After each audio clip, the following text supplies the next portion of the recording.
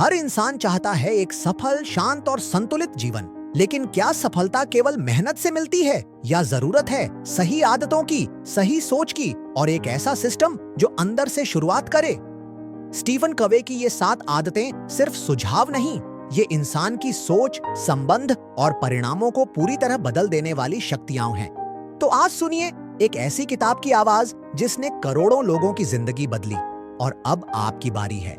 मैं हूं आपकी होस्ट और आप सुन रहे हैं किताबों की आवाज, जहां हर किताब बोलती है और हर शब्द प्रेरणा बनता है। हर महान परिवर्तन की शुरुआत आत्मचिंतन से होती है।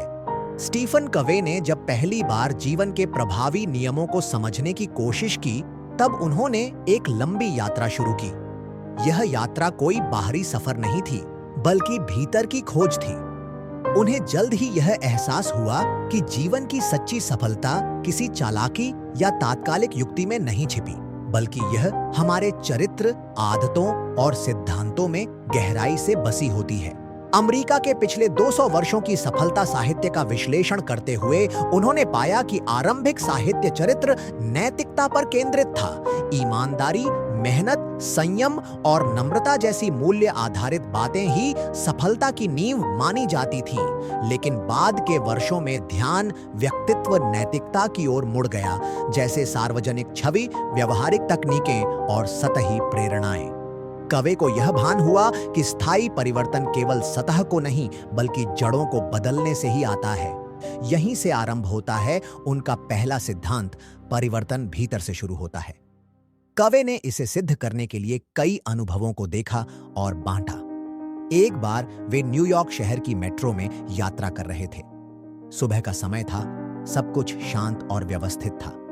तभी एक व्यक्ति अपने बच्चों के साथ डिब्बे में आया। बच्चे जोर जोर से चिल्लाने लगे, यात्रियों को परेशान करने लगे, सीटों पर कूदने लगे। कवे को बहुत कोफ्त हुई। उन्होंने कुछ देर सहन किया और फिर उस व्यक्ति से बोले, क्या आप अपने बच्चों को थोड़ा नियंत्रण में रख सकते हैं? उस व्यक्ति ने आंखें खोलकर देखा और धीमी आवाज में कहा, माफ कीजिए, अभी अभी उनकी मां की मृत्यु हुई है अस्पताल में। मुझे नहीं पता उन्हें कैसे संभालूं। उस क्षण कवे को जैसे किसी ने झकझोर दिया। जिस व्यक्ति को वह लापरवाह समझ रहे थे, वह तो खुद दर्द में डूबा था। कवे ने इसे पैराडाइम शिफ्ट कहा, यानी सोचने के नजरिए का बदलाव। यह उदाहरण कवे के पहले आदत की नींव बन गया। Be proactive. प्रोएक्टिव होना यानी हालात के आधार पर प्रतिक्रिया देने के बजाय अपने सिद्धांतों और मूल्यों के आधार पर निर्णय लेना। कवे ने समझाया कि हर इंसान के पास एक स्वतंत्रता होती है, स्टिमुलस और रिस्पॉन्स के बीच चुनाव करने की स्वतंत्रता। यही हमें जानवरों से अलग बनाती है। उदाहरण के लिए, अगर कोई व्यक्ति गाड़ी में हॉर्न बजाकर गुस्से में कुछ बोलता है, तो आपके पास भी विकल्प है। या तो आप प्रतिक्रिया में गुस्सा दिखाएं या शांति बनाए रखें। प्रोएक्टिव लोग हमेशा अपने उत्तरदायित्व को स्वीकार करते हैं। वे कहते हैं, मैं जिम्मेदार हूं, मैंने चुना। कवे ने एक शब्द गढ़ा, रिस्पॉन्सिबिलिटी, यानी प्रतिक्रिया देने की योग्यता। यह केवल शब्द नहीं था, यह जीवन जीने का तरीका था। इस आदत को अपनाने के लिए कवे ने सुझाव दिया कि लोग सर्कल ऑफ कंसर्न और सर्कल ऑफ इन्फ्लुएंस को समझें। सर्कल ऑफ कंसर्न वह है जिसकी हमें चिंता है, जैसे मौसम, राजनीति, दूसरों की सोच। लेकिन सर्कल ऑफ इन्फ्लुएंस वह है जिस पर हमारा नियंत्रण है, जैसे हमारा व्यवहार, हमारी भाषा, हमारे निर्णय। जब हम चिंता के दायरे पर ध्यान देते हैं तो ऊर्जा नकारात्मक हो जाती है, लेकिन जब हम प्रभाव के दायरे पर ध्यान केंद्रित करते हैं तो हम सच में बदलाव लाते हैं। एक बार उन्होंने एक कार्यशाला में एक मैनेजर को सुना जो कह रहा था, मेरी टीम कभी समय पर काम नहीं करती, मैं क्या करूं? कवे ने जवाब दिया, आप अपनी प्रतिक्रिया बदलिए। जब आप प्रोएक्टिव बनते हैं तो स्थिति बदलने लगती है। इस विचार ने बहुतों की जिंदगी बदल दी। एक शिक्षक ने अपने छात्रों को दोष देना बंद किया और खुद के शिक्षण के तरीके में बदलाव लाया। परिणाम स्वरूप विद्यार्थी बेहतर प्रदर्शन करने लगे। कवे मानते हैं कि लैंग्वेज हमारे सोचने के ढंग को दर्शाती है। रिएक्टिव लोग कहते हैं, मैं कुछ नहीं कर सकता, मेरा स्वभाव ऐसा ही है, मेरे पास समय नहीं है। जबकि प्रोएक्टिव लोग कहते हैं, मैं खुद को चुनता हूँ, मैं नया रास्ता बना सकता हूँ, मैं समय निकाल सकता हूँ। इस भाषा में छिपा है विचारों का बीज, और विचार अंततः व्यवहार को जन्म देते हैं। कवे ने इस आदत को मजबूत करने के लिए कुछ अभ्यास सुझाए। सबसे पहला था, एक दिन भर अपनी भाषा पर नजर रखें। जब भी आप रिएक्टिव भाषा जैसे मुझे करना ही पड़ेगा का उपयोग करें, उसे प्रोएक्टिव शब्दों से बदलें। मैं चुनता हूं। दूसरा अभ्यास था, अपनी सर्कल ऑफ कंसर्न और सर्कल ऑफ इन्फ्लुएंस की सूची बनाएं। उन चीजों पर ध्यान केंद्रित करें जिन्हें आप बदल सकते हैं। तीसरा, हर दिन खुद से सवाल पूछें, क्या आज मैंने अपना उत्तरदायित्व निभाया? प्रोएक्टिव होने का अर्थ यह नहीं कि हम हर समय खुश और शांत रहें। इसका मतलब है कि हम अपने आंतरिक मूल्यों के अनुसार काम करें, चाहे परिस्थिति कैसी भी हो। स्टीफन कोवे ने एक प्रसिद्ध वैज्ञानिक विक्टर फ्रैंकल का उदाहरण दिया, जो द्वितीय विश्व युद्ध के दौरान नाजी शिविरों में बंद थे। उनके पास हर चीज छीन ली गई थी, कपड़े, परिवार, आजादी। लेकिन उन्होंने एक चीज पर पकड़ बनाए रखी, प्रतिक्रिया चुनने की स्वतंत्रता। उन्होंने पाया कि कोई भी उनके विचारों, उनके दृष्टिकोण को नहीं छीन सकता। यही बात कवे बार बार दोहराते हैं। हमारे बीच और बाहरी परिस्थितियों के बीच एक जगह होती है, उस जगह में ही हमारी शक्ति छिपी है। पहली आदत, बी प्रोएक्टिव। केवल एक आदत नहीं, यह जीवन दर्शन है। यह हमें सिखाती है कि हम अपने भाग्य के रचयिता हैं, अपने विचारों और क्रियाओं के उत्तरदायी हैं। जब हम यह समझ लेते हैं तो जीवन में किसी भी परिस्थिति का सामना आत्मविश्वास और स्पष्टता से कर सकते हैं। स्टीफन कोवे जब दूसरी आदत की बात करते हैं तो वे एक गहरी, आत्मा को झकझोर देने वाली कल्पना से शुरुआत करते हैं। कल्पना कीजिए कि आप एक अंतिम संस्कार में जा रहे हैं। आप धीरे धीरे एक हॉल के भीतर प्रवेश करते हैं जहां शांति छाई हुई है। वहां फूलों की भीनी खुशबू है, लोग फुसफुसा रहे हैं। जब आप आगे बढ़ते हैं तो आप उस व्यक्ति की झलक पाते हैं जिसका यह अंतिम संस्कार है, और वह आप स्वयं हैं। आप अपने जीवन की अंतिम यात्रा पर हैं। वहां 4 वक्ता हैं, एक परिवार से, एक मित्र मंडली से, एक कार्यक्षेत्र से और एक किसी सामुदायिक संस्था से। अब कल्पना कीजिए कि वे आपके बारे में क्या कह रहे हैं, किस तरह की बातें वे याद कर रहे हैं।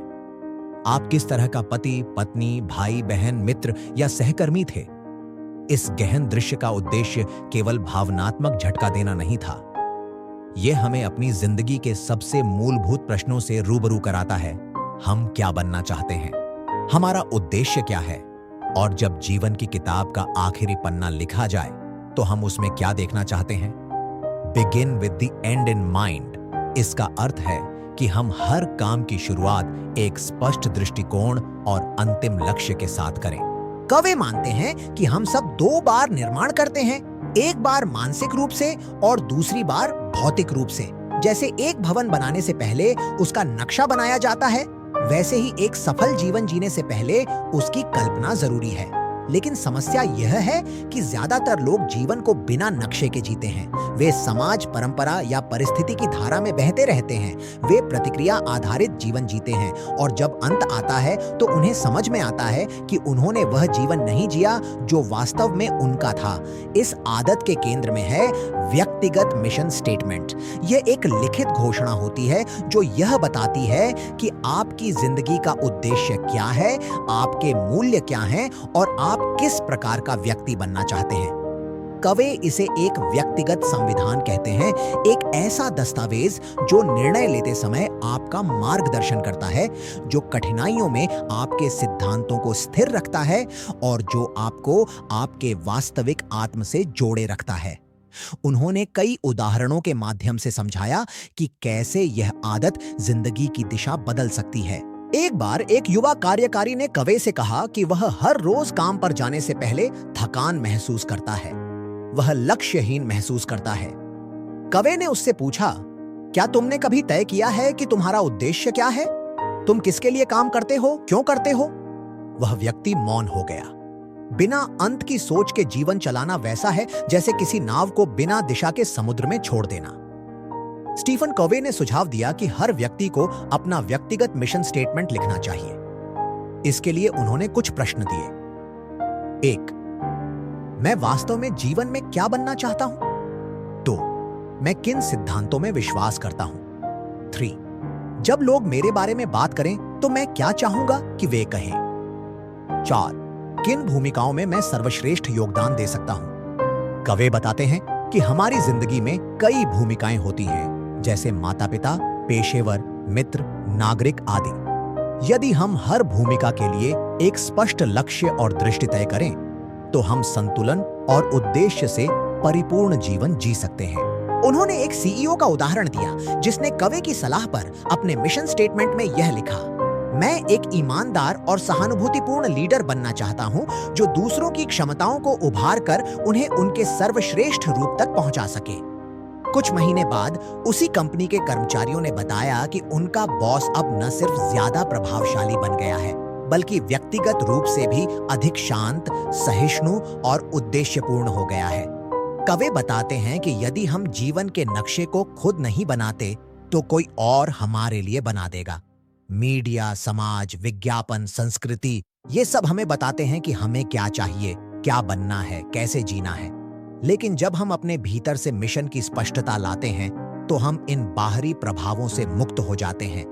एक और महत्वपूर्ण विचार जो इस आदत से जुड़ा है, वह है सिद्धांत केंद्रित जीवन। कवे कहते हैं कि ज्यादातर लोग किसी न किसी केंद्र से प्रभावित होते हैं, जैसे धन केंद्र, परिवार केंद्र, काम केंद्र या मान्यता केंद्र।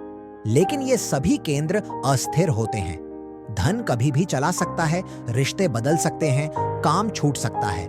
सिर्फ एक केंद्र है जो अडिग रहता है, सिद्धांतों का केंद्र। सत्य, ईमानदारी, सेवा, दया, न्याय, ये ऐसे मूल तत्व हैं जो हर परिस्थिति में मार्गदर्शक बनते हैं।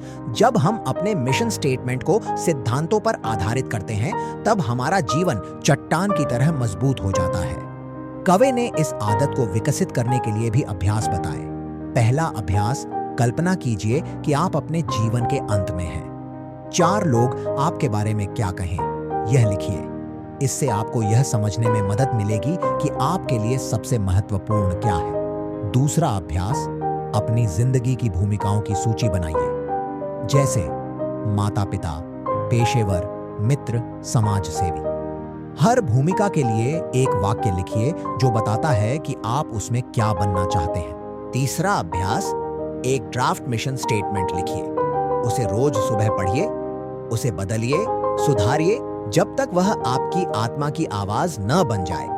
स्टीफन कवे ने कहा, यदि सीढ़ी गलत दीवार पर टिकी हो तो उस पर चढ़ने की गति कोई मायने नहीं रखती। Begin with the and in mind. यह केवल आदत नहीं, यह जीवन की दिशा तय करने की प्रक्रिया है। जब हम स्पष्ट रूप से जानते हैं कि हम क्या बनना चाहते हैं, तब हर निर्णय, हर कदम उसी दिशा में बढ़ता है। हम बिखरते नहीं, भटकते नहीं, बल्कि पूर्णता की ओर बढ़ते हैं। इस आदत ने लाखों लोगों को एक नई दृष्टि दी है। उन्होंने पाया कि जब जीवन के निर्णय स्पष्ट दृष्टिकोण और सिद्धांतों से प्रेरित होते हैं, तो वे ज्यादा संतुलित, स्थायी और शांत होते हैं। स्टीफन कवे ने जब तीसरी आदत की बात की, पुट फर्स्ट थिंग्स फर्स्ट, तब उन्होंने केवल समय प्रबंधन की बात नहीं की, बल्कि जीवन प्रबंधन की बात की। उनका मानना था कि ज्यादातर लोग व्यस्त तो रहते हैं, लेकिन प्रभावी नहीं। वे हर दिन काम करते हैं, सूचियां बनाते हैं, कॉल्स लेते हैं, मीटिंग्स करते हैं, लेकिन जब दिन का अंत होता है तो थकान के सिवा कुछ नहीं बचता। ऐसा क्यों होता है? क्योंकि जिंदगी में वे चीजें जिन्हें सबसे पहले आना चाहिए, अक्सर वे सबसे पीछे रह जाती हैं। इस आदत की गहराई समझाने के लिए कवे ने समय प्रबंधन के 4 चतुर्थांश, क्वाड्रेंट्स का जिक्र किया। चतुर्थांश 1, जरूरी और तात्कालिक। चतुर्थांश 2, जरूरी लेकिन तात्कालिक नहीं। चतुर्थांश 3, तात्कालिक लेकिन जरूरी नहीं। चतुर्थांश 4, न जरूरी न तात्कालिक। कवे कहते हैं कि ज्यादातर लोग या तो पहले या तीसरे चतुर्थांश में समय बिताते हैं, यानी या तो आग बुझाने में लगे रहते हैं या व्यस्तता की नकली भावना में डूबे रहते हैं। लेकिन सच्चा प्रभाव और शांति तभी मिलती है जब हम ज्यादातर समय चतुर्थांश 2 में बिताएं, यानी जरूरी परंतु तात्कालिक नहीं चीजों पर। इसी चतुर्थांश में आता है रिश्तों का पोषण, स्वास्थ्य का ख्याल, भविष्य की योजना, आत्मविकास और मिशन स्टेटमेंट पर अमल। स्टीफन कोवे एक प्रयोग करते थे जिसे उन्होंने कई कार्यशालाओं में दिखाया। एक मेज पर एक बड़ा जार रखा होता, उसमें कुछ बड़े पत्थर रखे जाते, फिर छोटे कंकड़, फिर रेत और अंत में पानी। यदि रेत और पानी पहले डाल दिया जाए तो बड़े पत्थर कभी नहीं समा पाते। कौवे पूछते, क्या सीख मिली? उत्तर होता, महत्वपूर्ण चीजों को पहले रखना जरूरी है। यही इस आदत की आत्मा थी। पहले सबसे महत्वपूर्ण कार्यों को स्थान दो, अन्य चीजें अपने आप जगह बना लेंगी या आवश्यक नहीं रहेंगी। एक बार कौवे को एक महिला ने बताया कि वह अपने बच्चों के साथ समय नहीं बिता पाती क्योंकि उसकी दिनचर्या बहुत व्यस्त होती है। कौवे ने केवल इतना पूछा, क्या आपके बच्चों के साथ समय बिताना जरूरी नहीं? महिला बोली, है, पर समय नहीं मिल पाता। कौवे ने शांत भाव से जवाब दिया, फिर शायद यह जरूरी नहीं, क्योंकि जरूरी चीजों के लिए हम समय बनाते हैं। यह सुनकर महिला मौन हो गई। कौवे बताते हैं कि इस आदत को अपनाने के लिए हमें अपने जीवन में स्पष्ट प्राथमिकताएं तय करनी होंगी, और ये प्राथमिकताएं हमारी दूसरी आदत, मिशन स्टेटमेंट, से निकलती है। यदि हम जानते हैं कि हमारे लिए सबसे महत्वपूर्ण क्या है, तो फिर हर हफ्ते, हर दिन की योजना उसी के अनुसार बनाई जानी चाहिए। कौवे ने टाइम मैनेजमेंट मैट्रिक्स का उपयोग करने की सलाह दी, लेकिन दिन के स्तर पर नहीं, हफ्ते के स्तर पर। हर सप्ताह की शुरुआत में बैठिए, अपने मिशन स्टेटमेंट और भूमिकाओं को देखिए, फिर तय कीजिए कि इस सप्ताह हर भूमिका में कौन से 2 या 3 महत्वपूर्ण कार्य करने हैं जो उस क्षेत्र को मजबूत करें। उदाहरण के लिए, यदि आपकी भूमिका पिता की है तो इस सप्ताह अपने बच्चे के साथ पार्क में समय बिताना। यदि आपकी भूमिका नेता की है तो अपनी टीम के किसी सदस्य के साथ व्यक्तिगत बैठक। यदि आपकी भूमिका स्वस्थ व्यक्ति की है तो सप्ताह में 4 दिन व्यायाम का निर्धारण। कौवे इसे weekly planning with daily flexibility कहते हैं, यानी साप्ताहिक स्पष्टता और दैनिक लचीलापन। उन्होंने बताया कि जो लोग केवल दिन भर की टू डू लिस्ट पर चलते हैं, वे अक्सर चतुर्थांश 3 और 4 में फंस जाते हैं, जैसे कि अचानक आए कॉल्स, बिना उद्देश्य की मीटिंग्स, सोशल मीडिया पर समय बिताना। ये सब व्यस्तता तो देते हैं, लेकिन परिणाम नहीं। दूसरी ओर, जो लोग चतुर्थांश 2 पर ध्यान केंद्रित करते हैं, वे न केवल अधिक शांत और संतुलित होते हैं, बल्कि दीर्घकालिक परिणामों में भी सफल रहते हैं। स्टीफन कवे ने इस आदत से जुड़े एक और महत्वपूर्ण पक्ष की बात की, से know with a bigger yes. जब हम किसी कम महत्वपूर्ण चीज को ना कहते हैं, तो हम किसी और बड़ी प्राथमिकता को हाँ कह रहे होते हैं। यह ना कहना कठिन होता है, क्योंकि हम लोगों को निराश नहीं करना चाहते। लेकिन अगर हम हर किसी को खुश करने की कोशिश करते हैं, तो खुद से विश्वासघात कर बैठते हैं। एक कंपनी के कार्यकारी ने कवे से कहा, मुझे अपनी टीम के लिए समय नहीं मिल पाता। कवे ने पूछा, क्या आपके एजेंडे में वह समय पहले से रखा गया है? कार्यकारी बोला, नहीं।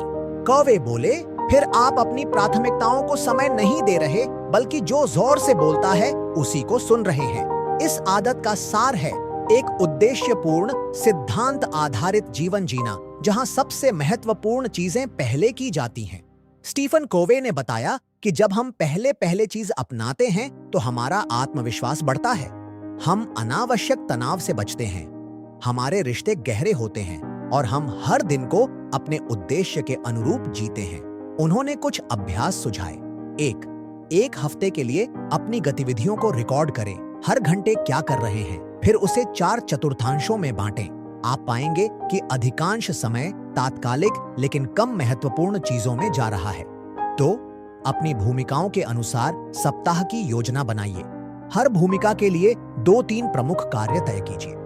3, हर सुबह 10 मिनट निकालकर दिन की योजना बनाइए, यह सोचते हुए कि कौन कौन से काम वास्तव में जरूरी है। 4, हर बार जब कोई नया अनुरोध आए तो खुद से पूछिए, क्या यह मेरी प्राथमिकता के अनुरूप है?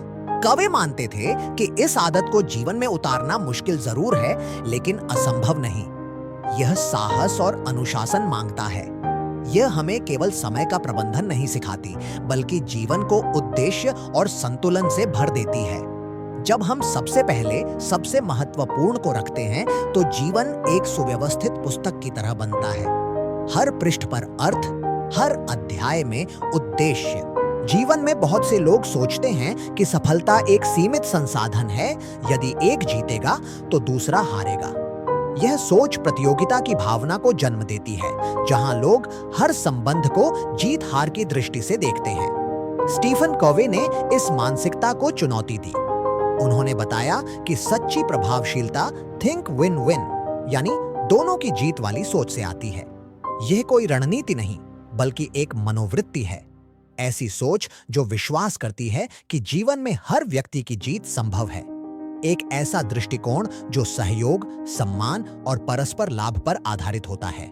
कवे बताते हैं कि ज्यादातर लोग 5 श्रेणियों में सोचते हैं। 1 विन लूज, मैं जीतूं तुम हारो। 2 लूज विन, मैं हार जाऊं तुम जीत जाओ। 3 लूज लूज, अगर मैं हारता हूं तो तुम भी हारो। 4 विन, मुझे फर्क नहीं पड़ता तुम क्या करते हो, बस मैं जीत जाऊं। 5 विन विन, हम दोनों जीते।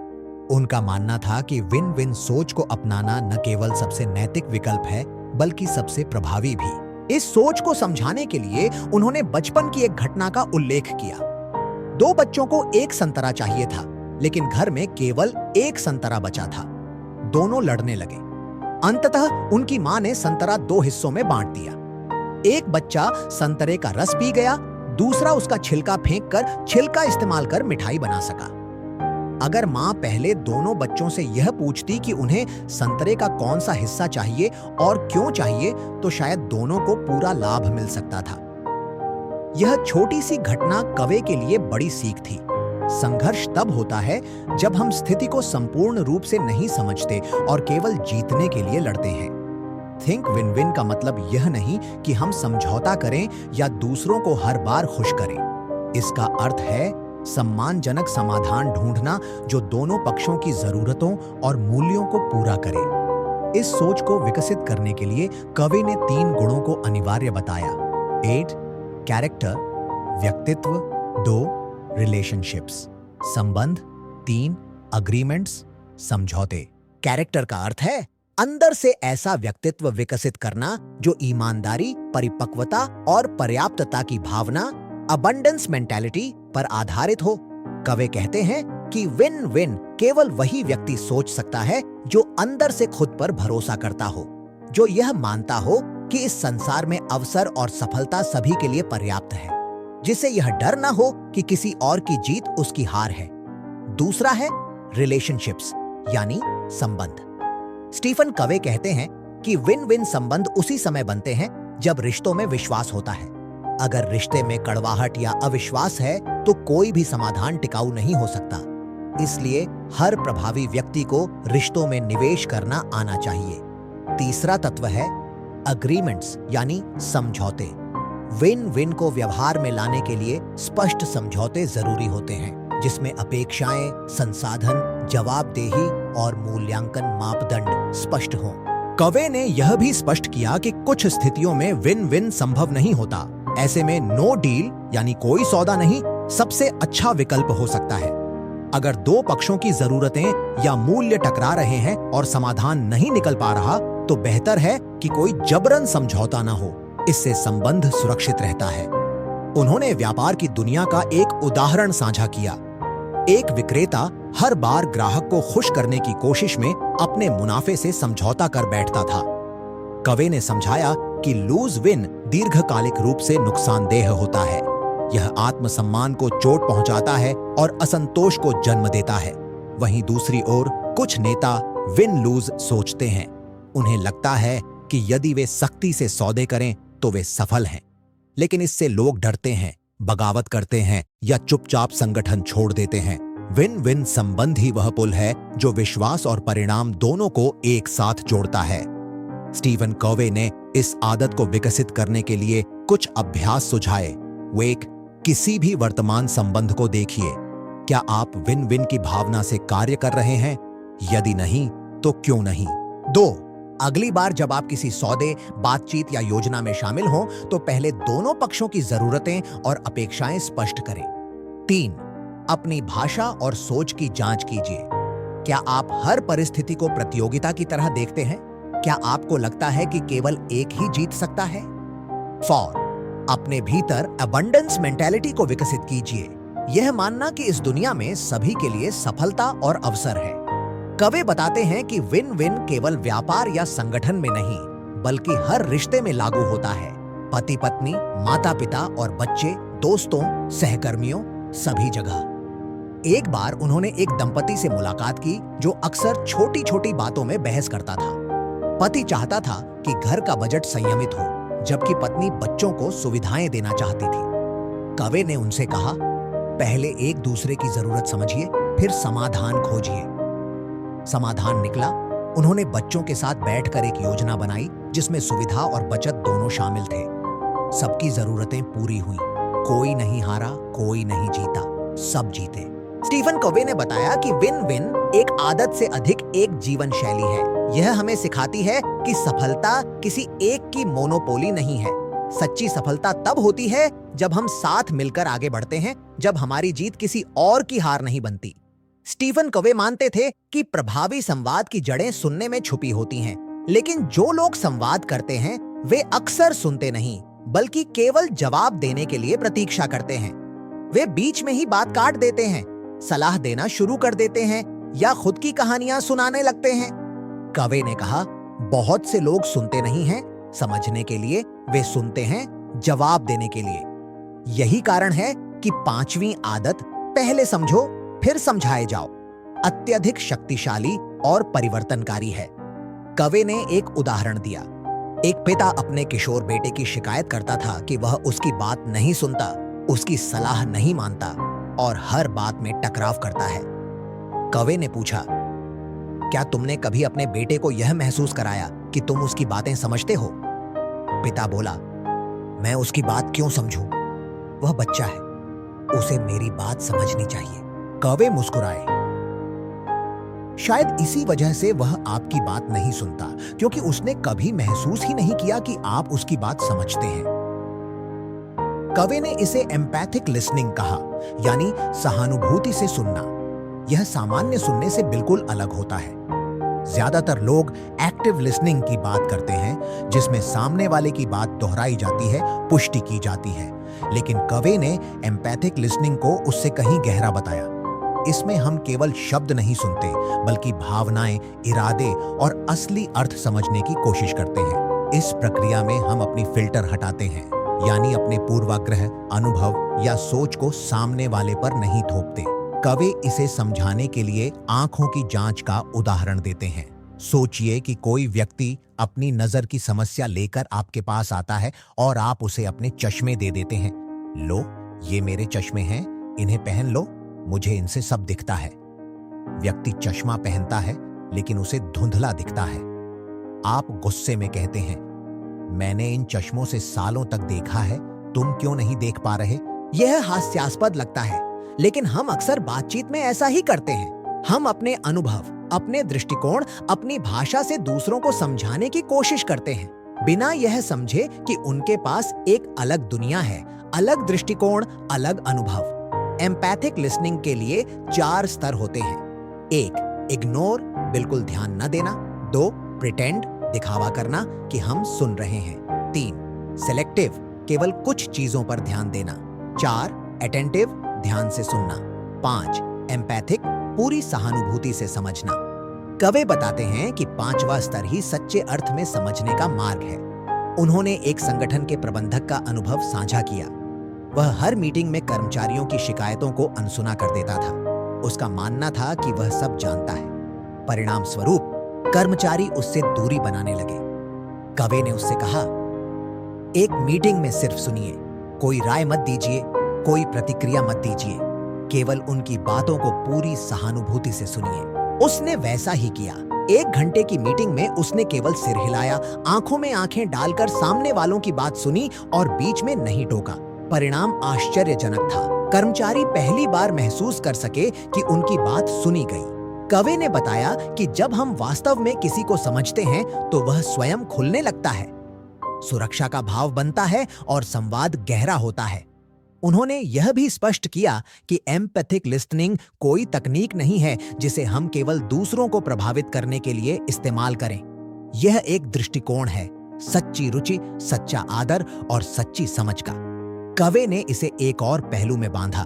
अंडरस्टैंड बिफोर बीइंग अंडरस्टूड का मतलब यह नहीं कि हम खुद को कभी ना समझाएं, बल्कि इसका अर्थ यह है कि जब हम पहले समझने की ईमानदार कोशिश करते हैं तो सामने वाला हमें खुद ब खुद समझने को तैयार हो जाता है। एक बार कवे ने एक पति पत्नी को सलाह दी। दोनों एक दूसरे को दोष दे रहे थे, सालों की शिकायतें थीं। कवे ने पति से कहा, आप अपनी पत्नी की बात पूरी सहानुभूति से सुनिए, बिना बीच में टोके। पति ने वैसा किया। पत्नी ने वर्षों की पीड़ा और अपमान को शब्द दिए। जब वह बोल चुकी, कवे ने पति से पूछा, अब आप क्या कहना चाहेंगे? पति बोला, अब मुझे कहने की आवश्यकता नहीं लगती। मुझे लगता है मैंने पहली बार अपनी पत्नी को समझा है।